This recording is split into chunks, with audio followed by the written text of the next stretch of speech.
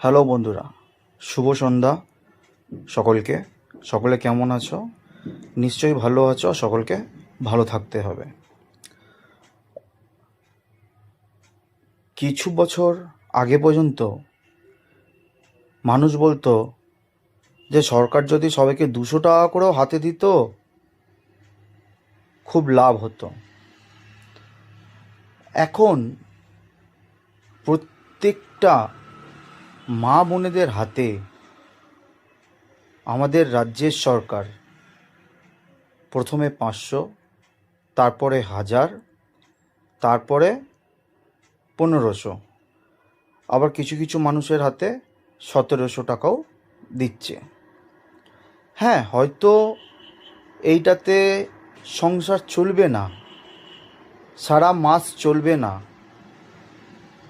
বাচ্চাদের MBA বা MBBS করাতে পারবে না, কিন্তু যারা আধপেটা খেয়ে ঘুমাতো, যাদের মুখে অন্ন পর্যন্ত আসতো না, পরের দিন কি খাবে, যে মা গর্ভধারিণী চিন্তা করত, তার হাতে এই সামান্য কম টাকাটাই আজকে অনেকটা হয়ে দাঁড়িয়েছে। সারা ভারতবর্ষের মানুষের তো কোটি কোটি টাকা, আম্বানির তো আজকে এত টাকা। আম্বানি কোনোদিন মানুষের জন্য ভেবেছে? নরেন্দ্র মোদির তো এত টাকা, নরেন্দ্র মোদি কোনোদিন ভারতবর্ষের মানুষের জন্য ভেবেছে? আজকে তো 10 বছর 11 বছর প্রধানমন্ত্রী হয়ে গেলেন। মানুষের উপকারের জন্য একটা দিন মানুষকে শান্তিতে থাকতে দিয়েছে? 15 লক্ষ কথাটা ছেড়ে দিন, ওটা একটা মানে নেতাদের বলার মাধ্যমে একটা কথা বেরিয়ে যায় যে 15 লক্ষ করে টাকা দেবো।